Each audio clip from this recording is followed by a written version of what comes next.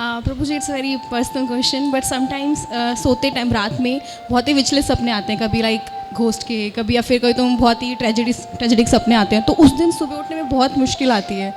तो क्योंकि माइंड जगड़ा रहता है और मतलब डरा रहता है, तो उस दिन उठने में बहुत प्रॉब्लम आती है। तो उसके लिए क्या करें? ये सपने भी 4 बजे आते हैं, मीठे मीठे सपने, है ना। कभी शेर पड़ा होता है पीछे, कभी ट्रेन छूट रही होती है ना, कभी भूत पड़ा होता है पीछे, है ना, कि अपने ही भूत बन के आ जाते हैं, बड़े बड़े दांत, बड़े बड़े नाखून, है ना। तो बहुत सिंपल है एक्चुअली, ये सब हमारे सबकॉन्शियस माइंड में चलता है। तो हम तो शारीरिक रूप से सो जाते हैं मगर मन नहीं सोता है ना। सबकॉन्शियस माइंड में मन हमेशा एक्टिव मोड में रहता है। तब वो सबकॉन्शियस माइंड में, माइंड का मतलब क्या है? Mind means store house of thoughts. Mind का एक अलमीरा है। अलमीरा में क्या करते हैं आप? जो सामान डालते हैं वो सामान बाहर निकलता है। तो बचपन से लेके आज तक जो हमने मूवीज देखी होंगी, जो हमने गाने सुने होंगे, जिन लोगों के साथ मिले होंगे, जैसी बातें होंगी, वो सब यहाँ पे बैठा है।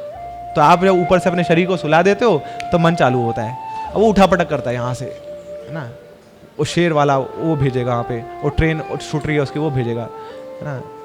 दिल वाले दुल्हनिया ले जाएंगे, है ना। तो सब निकलेगा बाहर वहाँ पे, तो जो देखा हमने। सो ये सब एक्टिव सबकॉन्शियस माइंड में चलता रहता है।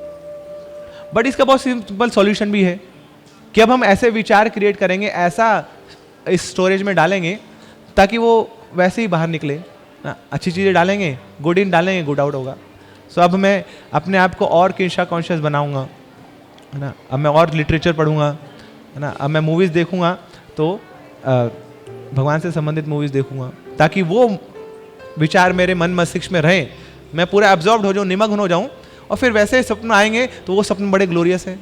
और एक और इम्पॉर्टेंट पॉइंट है कि क्यों हमें सपने आते हैं, कि जैसा हम भोजन पा रहे हैं उस वैसे भोजन से हमारे विचार बदलते हैं। तो जैसा अन्न वैसा मन।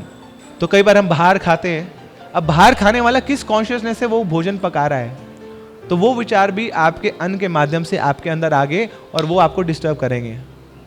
तो सपोज एक व्यक्ति है, उसके अंदर बहुत लस्टी डिज़ायर है, उस लस्टी डिज़ायर से वो खाना बना रहा है और उस खाने को आपने खा लिया तो रात को आपके माइंड में भी वो सारी डिज़ायर्स आते रहेंगे। उसको बहुत नोट कमाने की इच्छा है ना, उससे वो भोजन पका रहा है, तो रात को फिर आपके अंदर भी वही एक्टिवेशन चलता रहेगा। इसलिए बोला जाता है कि हमें कौन सा भोजन पाना है जो भगवान को भोग लगाया हो। तो भगवान को भोग लगा दिया तो अब उस भोजन में से जितने भी जो वायलेंस है, जो हिंसा है, जो भी मल तत्व है वो निकल जाएगा, अब वो शुद्ध बन जाएगा, वो सात्विक है, वो शुद्ध सत्व में है। तो उसको भोजन को स्वीकार करिए तो वैसे विचार जाएंगे। तो उस भोजन से, वो जो भोजन है वो भोजन नहीं रहा, वो प्रसाद बन चुका है। तो अब प्रसाद कौन है?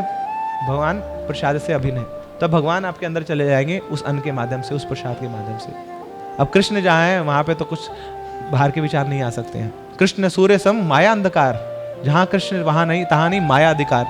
तो फिर ये सारी जो माया है वो दूर चली जाएगी, क्योंकि कृष्ण बैठे वहाँ पे। तो कृष्ण शेर के रूप में दहाड़ रहे हैं, तो फिर वहाँ कुछ और रह नहीं पाएगा।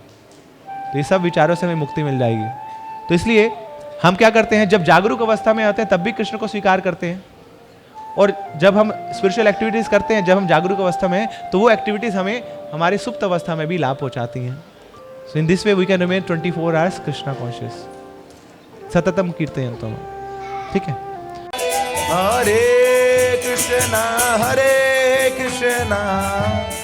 कृष्णा कृष्णा हरे हरे, हरे राम राम राम राम हरे हरे।